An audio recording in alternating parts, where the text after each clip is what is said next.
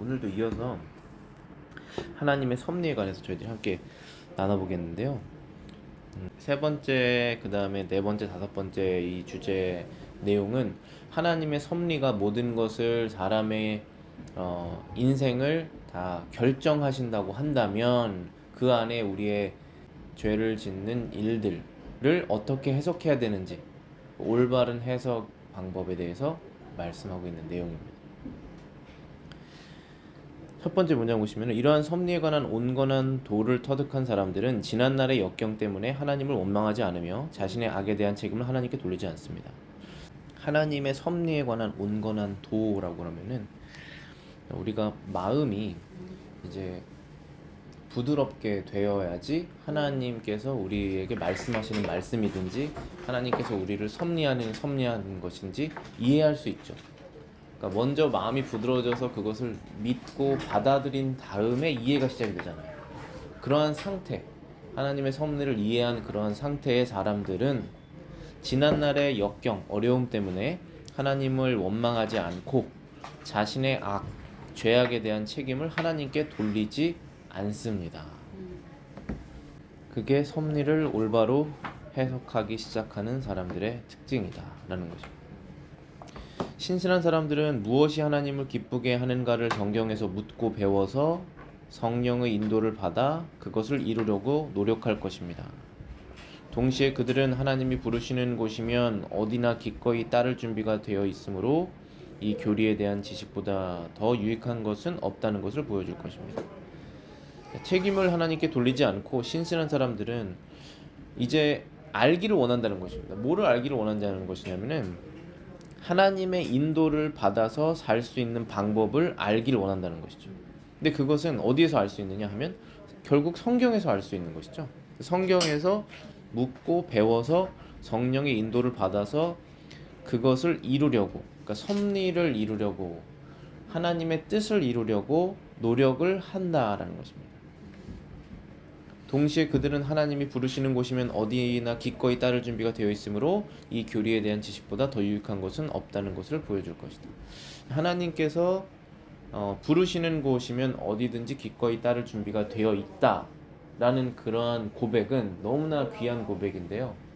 이러한 고백이 어떻게 나올 수 있느냐 하면 그분께서 가장 잘 아시고 상황을 그분께서 해내실 수 있고 그분께서 나를 가장 많이 사랑하시는 분이시다 라는 믿음의 확신이 생기면서 그분께서 인도하시는 곳은 내 생각에 그것이 좋지 않은 것처럼 보이더라도 따른다는 것이죠. 왜냐하면 우리의 생각이 하나님의 생각에 미치지 못하고 우리가 생각했을 때 이 좋은 것, 뭐 우리 가족이든 아니면은 내 주변 사람이든 내가 봤을 땐 이렇게 하는 게 더 좋다 그러면 나의 사랑이 있잖아요, 가족에 대한.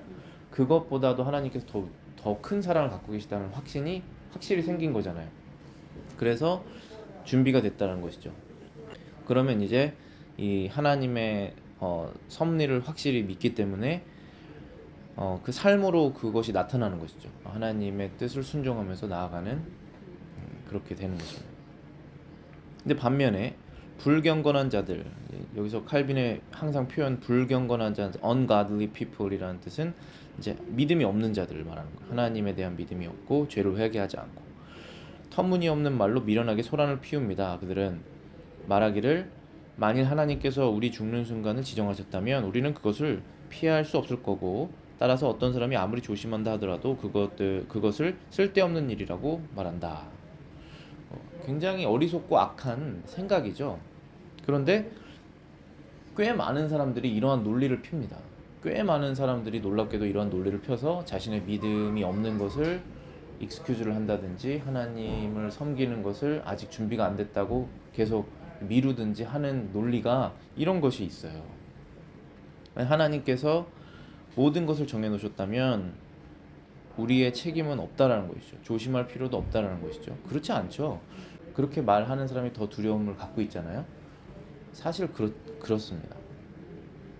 그런데 왜 그런 말을 하냐 하면은 미련하다, 터무니없다, 소란을 피운다, 조용히 하나님의 음성을 듣고 따르면 좋을 텐데 그렇게 하고 싶지 않아서 더 소란을 피우고 미련한 말을 하게 된다는 거죠. 그들 스스로도 마음속으로 알고 있지만 소란을 피우면서 소란한 상황 속에서 빠져나가는 거죠. 또한 그들은 신자들의 기도가 하나님이 이미 영원부터 정해놓은 것들을 달라고 구하는 것이기 때문에 불필요한 것이며 왜곡된 것이라고 결론짓는다. 그 불경건한 자들이 말하기를 모든 것을 하나님께서 정해놓으셨다면 이미 정해놓은 것이 시간의 지나면 따라 얻게 될 것인데 왜 그것을 기도하냐? 그것은 불필요하다. 아니면은 모순된다. 라고 말하는 거죠. 근데 전혀 그렇지 않습니다. 예수님께서 우리에게 알려주신 그 주기도문을 봐도 일용한 양식을 주시옵소서. 매일매일 그날의 고난은 그날로 족하다. 그날 내일 일을 염려하지 말아라. 그날 오늘 하루 내가 하나님 앞에서 살 힘, 영적인 능력, 그 다음에 생활의 효율성, productivity 이런 것들 하나님께 구하는 거잖아요. 일용한 양식을 주시옵소서. 그 안에 다 포함된 거거든요. 당연히 구해야 됩니다. 당연한 얘기인데 사실 이것들을 이제 당연하지 않게 여기는 것이죠. 믿음이 없기 때문에 온건한 도를 터득하지 않았기 때문에 그렇다는 것입니다. 5번째 문제입니다. 그들은 하나님의 섭리와 대항하여 싸우면서 미래와 관련된 모든 계획들을 무효로 만듭니다. 그러면서 지금 일어나는 일은 무엇이든 하나님의 섭리의 탓으로 돌려버림으로써 그 일을 분명히 행한 인간의 잘못은 묵인해버립니다. 그러니까 불경건한 자들은 인간의 잘못을 묵인하기 위해 이렇게 한다고 보면 됩니다. 해석하면 됩니다. 인간의 잘못을 묵인해버리기 위해 모든 현재 일어나는 일들을 하나님의 탓으로 돌린다는 것이죠. 그래서 그러면서 이제 현재 일어나는 일들을 다 하나님의 탓으로 돌린다면 과거의 잘못을 회개하지 않는다는 뜻이죠. 그러면은 어떤 일이 일어나게 되냐면 우리가 과거를 다시 생각해보고 상기해보고 우리가 우리의 모습을 돌아보지 않으면 회개가 없어지죠. 그러면 앞으로 어떻게 해야 될 거라고 하는 방향성이 정해지지 않습니다. 그러니까 하나님의 미래에 관한 섭리가 다 정해져 있다고 하면서 나는 아무것도 하지 않는다라는 것은 결국은 이제 곧 다가올 그의 미래 얘도 아무것도 하지 않는다는 것이죠. 그러니까 계속적으로 아무것도 하지 않기 위해서 그러한 논리를 피는 거예요. 특별히 하나님에 관련된 일, 특별히 하나님께 영광을 돌리며 그분께 우리의 삶을 드려야 되는 것들을 하지 않죠. 그래서 모든 계획을 무효로 만들고 하나님의 섭리와 대항하여 싸우면서 미래와 관련된 모든 계획들을 무효로 만든다. 여기서 무효로 만든다는 것을 그 영어 번역은 캔슬이라고 해놨더라고요. 근데 캔슬해 버리는 게 답이 아니에요. 그러니까 우리가 과거에 만약에 죄를 지어서 어떠한 내 삶의 결과가 지금 현재 내가 지금 가지고 있는 것이 있잖아요. 상황, 문제나 어려운 상황이 있으면은 없는 것으로 여겨버리면 되는 것이 아니죠. 그거랑 맞닥뜨려서 어떻게 내가 하나님 앞에 회개하고 무엇을 고쳐야 되는지 하나님의 말씀 안에서 찾고 배우고 그리고 성령의 인도 안에 그것을 해결해 나가는 게 답이죠. 근데 캔슬해 버리면 답이 아니잖아요. 모든 것이 없는 것처럼 그냥 모든 것이 내 잘못이 아닌 것처럼 다른 외부의 조건으로 인해서 이렇게 됐다 하고 넘어가 버리면은 지금 현재의 나의 상황도 그냥 넘어가 버리자는 얘기죠. 근데 하나님께서 그걸 원하시지 않는다는 거예요. 그 다음 4번입니다. 네 번째 주제. 하나님의 섭리는 인간이 마땅히 가져야 할 신중성을 배제하지 않는다. 신중성, prudence라고 되어 있더라고요. 영어 번역에서는 지혜, 아니면은 신중함, 그런 단어죠. 인간이 마땅히 가져야 된다는 거죠. 당연히 신중하게, 당연히 지혜를 가지고, 당연히 모든 상황을 고려해서 행동을 해야 되잖아요. 실제 모든 사람이 다 하고 있는 일입니다. 그것을 하나님의 섭리가 있다고 해서 배제되지 않는다라는 것이죠.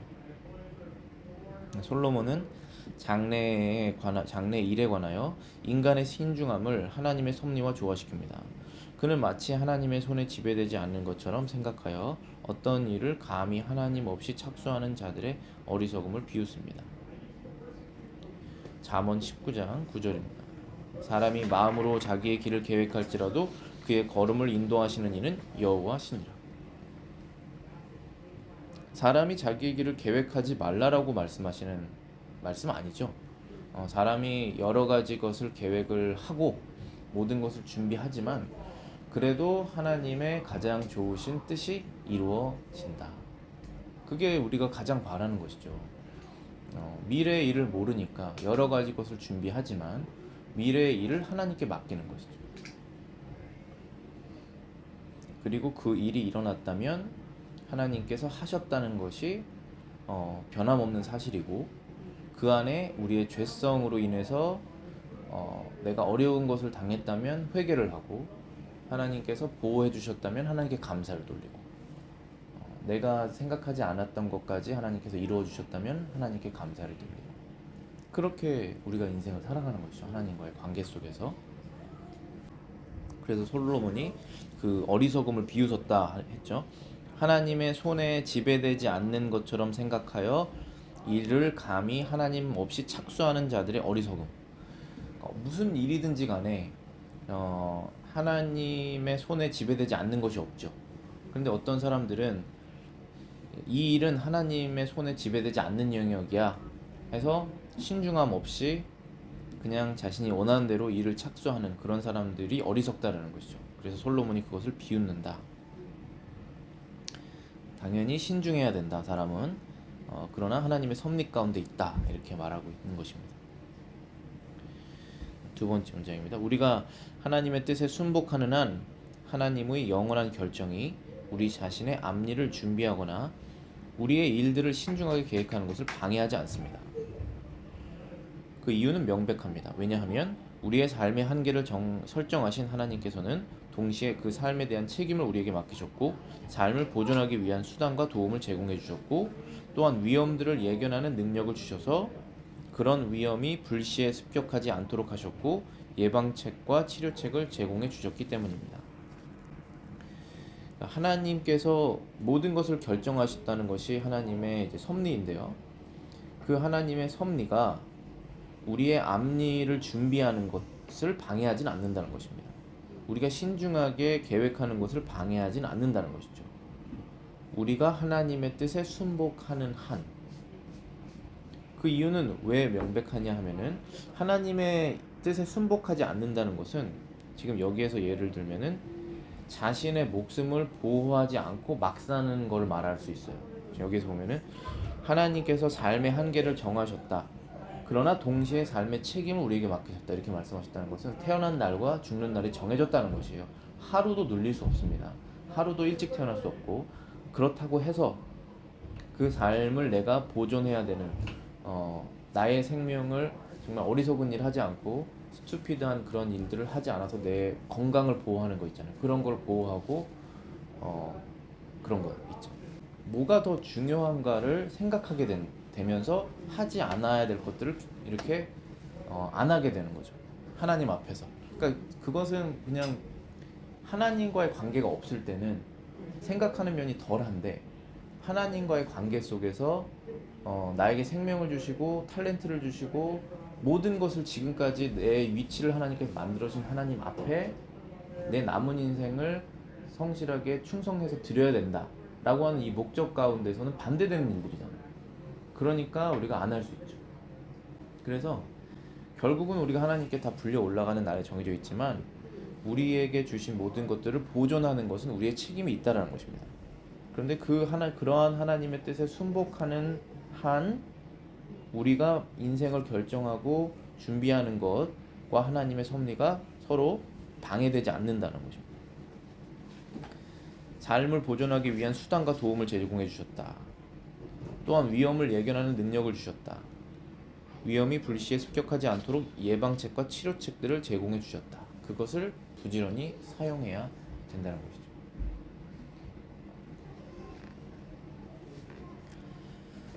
다음 세 번째 문장입니다. 즉 주께서 우리의 생명을 보호하시는 일을 우리들에게 위임하셨다면 우리는 그것을 보호할 책임이 있습니다. 그가 우리에게 도움을 제공해 주신다면 우리는 그것들을 이용할 책임이 있습니다. 그가 우리에게 위험을 사전에 경고해 주신다면 우리는 신중하게 대처해야 합니다. 그가 치료책을 제공해 주실 때 우리는 그것을 무시해서는 안 됩니다. 하나님께서 우리에게 여러 가지 것들을 제공해 주셨을 때 그것을 무시하고 지나치지 말라는 것이죠. 그런데 여기에서 제공해 주신 것들 중에 사인이 있어요. 그 사인, 그러니까 우리 인생 가운데 늘 편안하게 가다가 어떠한 사건이 일어날 수 있죠. 그럼 이 사인은 뭐지라고 생각해 봐야죠. 그러면서 내 방향이 좀 지금 하나님께서 원하시는 길에서 벗어났다면 다시 돌이켜보고 아니면은 더 나가라고 하는 사인이면 더 나가고, 그런 것을 성경 말씀에서 우리가 찾고 해석해야 되는 것이죠. 그런 걸 무시하면 안 됩니다. 그게 바로 하나님을 경외해야 한다는 뜻입니다. 네 번째 문제입니다. 이러한 이유로 하나님께서는 모든 미래 사건들을 우리에게 숨기심으로써 우리로 하여금 그것들을 불확실한 것으로 여겨 경계하게 하시고 마련된 치료책으로서 끊임없이 그것들을 대항하게 하셨고, 그리하여 결국 그것들이 정복되든지 혹은 무사히 지나가게 하시기를 원하셨습니다. 정복되든지 무사히 지나가게 하시기를 원하셨다. 그것은 미래에 올 위험한 일들을, 아니면은 죄 가운데 빠질 수밖에 없는 그러한 일들을 정복되든지 무사히 지나가게 하시기를 하나님께서 원하셨다. 그러나 미래의 일들은 하나님께서 우리에게 숨기셨다는 것이죠. 그래서 경계하라는 것이죠. 그래서 지금 현재 우리에게 하나님께서 주신 여러 가지 치료책들이 있죠. 그것을 가지고 미래에 일어날 일들을 준비하라고 하신 거죠.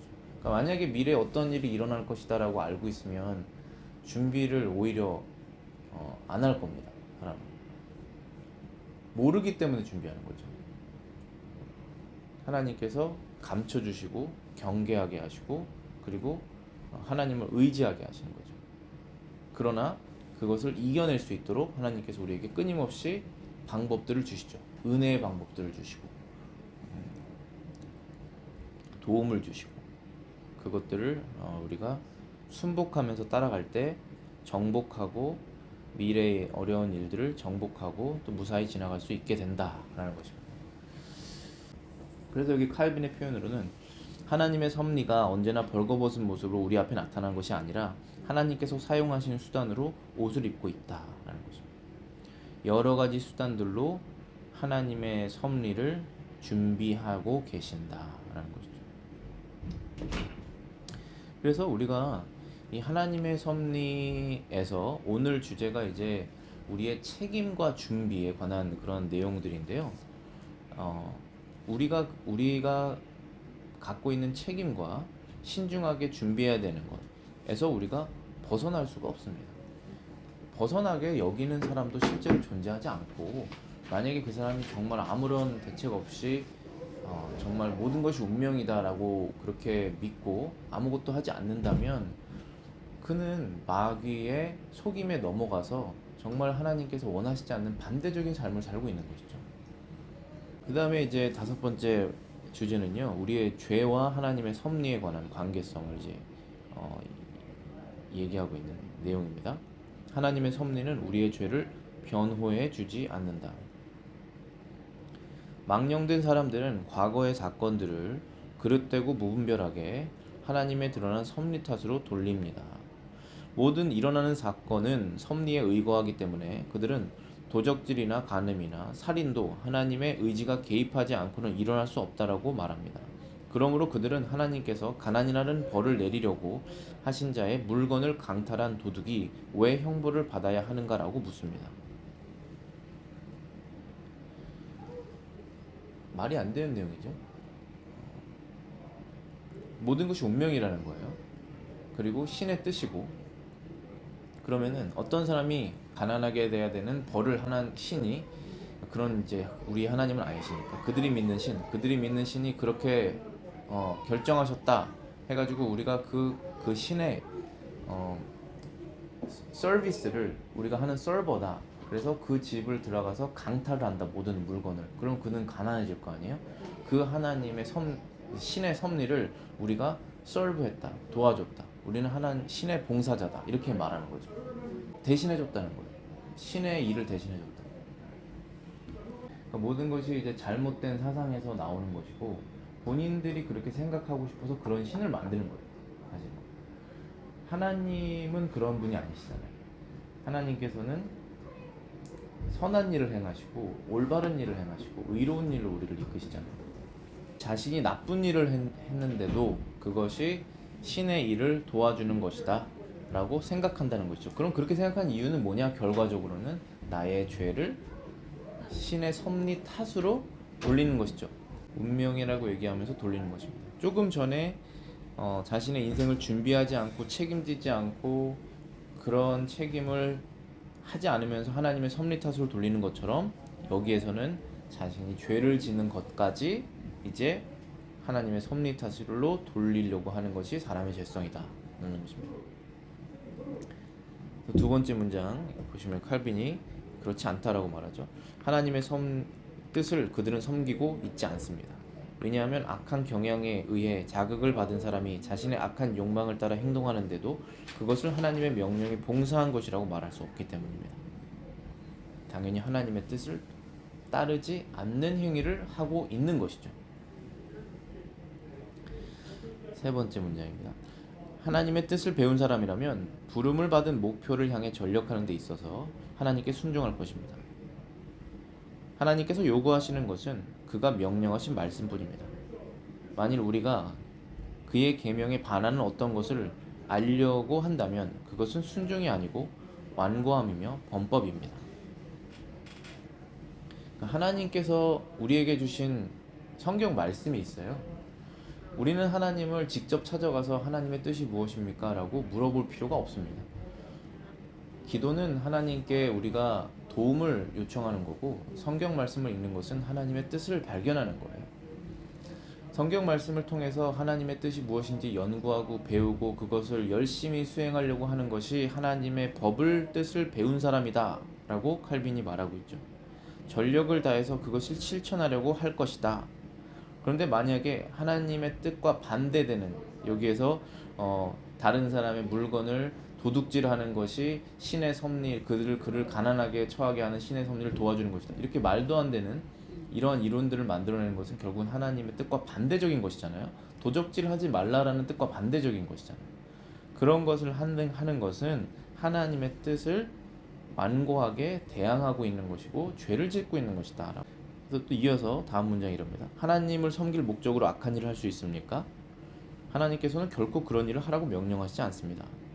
오히려 우리는 하나님의 요구를 숙고하지 않고 우리의 제어되지 않는 정욕에 따른 날뛰므로써 고의적으로 하나님을 대항하고 있는 것입니다.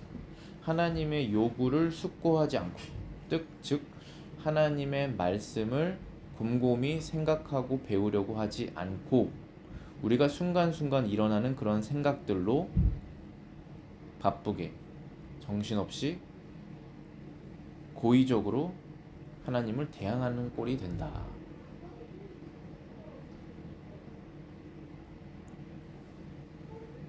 그 다음에는 조금 더 깊은 내용이 있습니다. 다섯 번째 문장. 물론 도적들과 살인자들 및 기타 악행자들이 하나님의 섭리의 도구이며 하나님께서 그들을 이용하여 정하신 심판들을 수행하고 계시다는 사실을 인정합니다. 칼빈이 이렇게 인정한다는 것이죠. 그것이 사실이에요. 그러니까 도적자들, 살인자들은 하나님의 말씀대로 숙고하지 않고 하나님의 뜻을 따르지 않고 있습니다. 그것이 사실이에요. 그런데 그들은 하나님의 뜻을 따르지 않기 때문에 순간순간 자신이 생각하는 제어되지 않는 정욕에 따라서 죄를 짓고 있습니다. 그것도 사실이에요. 그런데 하나님께서 그들을 이용하신다는 것입니다. 이용하신다는 것은 그들이 원래 가려고 하는 그 길을 그냥 내버려 두셔서 하나님께서 원래 하려고 했던 의로운 일들을 이루어내신다는 것입니다. 이것이 미스테리한 것이죠. 이것이 하나님의 놀라운 그 수를 헤아릴 수가 없는 하나님의 놀라운 능력이십니다. 악한 사람은 악한 행위를 하고 하나님은 선하시니까 하나님은 선한 목적을 이뤄내시고 그래서 악한 사람은 순간적으로 악한 일을 했지만 크게 봤을 때는 하나님의 선한 목적에 흠집을 내지 못한다. 그래서 그들을 도구로 사용하신다. 그걸 인정한다는 거예요. 저도 인정합니다. 우리가 다 인정하는 거예요. 그런데 6번째 문제에 보시면은 그러나 그들이 행하는 죄악에 하나님을 공범으로 연루시키거나 또는 그들의 타락성을 하나님의 공의로서 은폐하려고 하는데 그들은 전자도 후자도 할 수 없습니다. 하나님을 공범으로 연루시키는 일도 할 수 없고 그들이 악행을 저지른 것을 하나님의 선한 섭리가 일어났다고 해서 하나님의 공의로서 의로움으로써 그것을 은폐, 묻어가려고 하는 것도 할 수 없다. 이 두 가지 다 할 수 없다는 거예요. 왜냐하면 그들 양심이 스스로 알기 때문에. 그리고 하나님이 다 그걸 꿰뚫어 보고 다 알고 계시고 그렇기 때문에 할 수 없다는 것입니다. 그래서 결론적으로 칼빈이 이러한 예를 들었는데 태양의 열로 인해 썩어서 골마터진 시체의 악취는 어디로부터 오는 것입니까? 물론 태양 광선에 의해 생겨난 것을 모두 알고 있습니다. 그러나 그렇다고 해서 아무도 그 태양의 광선으로부터 악취가 나왔다고는 말하지 않습니다. 마찬가지로 악의 실체와 책임은 악한 인간들 속에 있습니다. 그리스도인이 예수님의 빛을 낸다고 하잖아요. 그러면 예수님의 빛이 그 가정이나 어떤 사람에게 가까이 갔을 때 그러면 그도 빛으로 나오는 어둠에서 빛으로 나오는 일이 당연히 일어나야 되죠. 그런데 반대로 그 빛을 끌려고 더 악해질 수 있죠. 그러면 그 사람의 악이 그리스도인이 하나님의 말씀을 지키면서 거듭난 생활을 하는 그 빛으로 인해서 일어난 것이냐? 그렇게 말할 수는 없죠. 일어난 것은 맞지만 그 빛 때문에 이 사람이 더 악해졌냐? 그렇게 말할 수는 없잖아요. 그러니까 그리스도인들이 더 많아지면 많아질수록 영향력이 커져서 그 사회가 정화됩니다. 그런데 반대로 그리스도인들이 빛을 내면 낼수록 그 사회가 더 정말 악랄하게 악해져서 그리스도인들을 순교시킬 수 있잖아요. 그렇다고 해서 그리스도인들이 그런 악한 사회를 만들었다고 말할 수는 없죠. 하나님은 완전하게 선하신데 사람들이 악한 것이 하나님의 선한 공의와 섭리와 전혀 연루되거나 함께할 수 없다는 것이죠. 우리의 죄는 변호되지 않는다. 우리의 죄를 변호하시는 분은 우리의 죄값을 치르신 예수님밖에 없으세요. 죄를 인정하고 그 앞에 무릎 꿇고 우리가 구원을 구할 때 그때 우리의 죄는 변호됩니다. 다른 방법으로는 변호가 안 됩니다. 그걸 안 하기 위해서 회개하기를 원하지 않기 때문에 다른 방법들을 만들어내는 거예요. 근데 방법은 회개하고 믿는 거죠. 기나고 마치겠습니다.